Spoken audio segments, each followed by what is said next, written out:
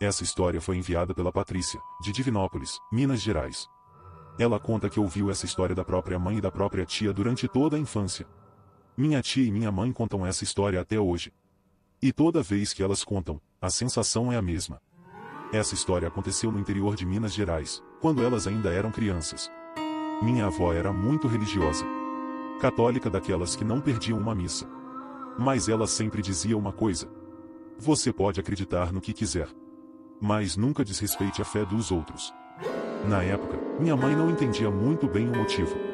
Até acontecer uma história que ficou marcada na cidade inteira. Minha tia conta que existia um grupo de crianças que brincava junto quase todos os dias. Entre elas tinha um menino chamado Zezinho. Muito arteiro, daqueles que adoravam desafiar tudo. Numa tarde muito quente, eles estavam voltando por uma estrada de terra perto de um matagal. O sol já começava a baixar. E o cheiro de terra seca misturado com capim queimado tomava conta do lugar. Foi quando encontraram uma oferenda deixada numa encruzilhada. Minha tia lembra como se fosse hoje. Tinha uma vela parcialmente derretida. Uma garrafa. Flores. Farofa espalhada num prato de barro. E algumas moedas. Na hora, várias crianças ficaram com medo. Algumas até atravessaram para o outro lado da estrada. Mas Zezinho começou a rir, falando que aquilo não dava em nada. Que era só comida largada no chão. Minha mãe conta que até tentou impedir. Outras crianças também. Mas Zezinho foi andando até a oferenda. E deu um chute. O prato virou. As flores voaram. E as moedas se espalharam pela estrada. Minha tia lembra que, naquele momento, até os passarinhos pareciam ter parado de cantar. O lugar ficou estranho. Silencioso. Pesado. As crianças foram embora sem falar muito.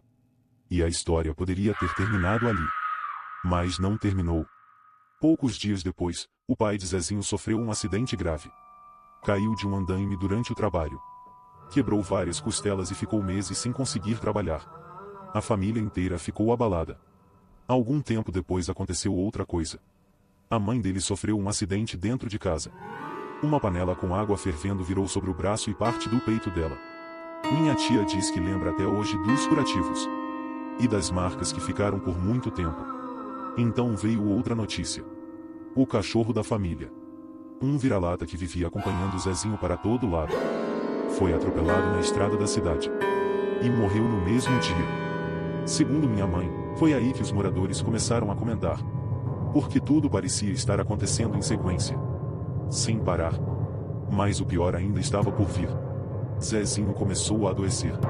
Primeiro uma febre, depois outra, depois infecções. Problemas respiratórios e internações constantes. Minha tia conta que parecia que ele nunca conseguia ficar bem por muito tempo. Quando melhorava de uma coisa, aparecia outra. E isso durou meses. Minha avó nunca comentava diretamente sobre a oferenda.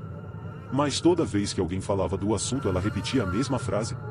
Tem coisas nesse mundo que a gente não precisa entender. Só respeitar. Algum tempo depois a família se mudou da cidade. E aos poucos perderam contato.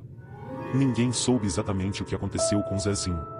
Ninguém soube se ele melhorou. Ou se tudo aquilo foi apenas uma sequência terrível de coincidências.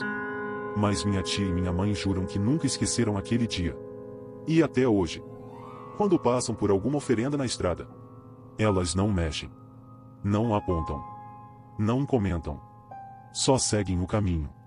Porque, segundo elas, existem coisas com as quais simplesmente não vale a pena brincar. E se você ouviu até aqui, talvez algumas histórias existam justamente para servir de aviso.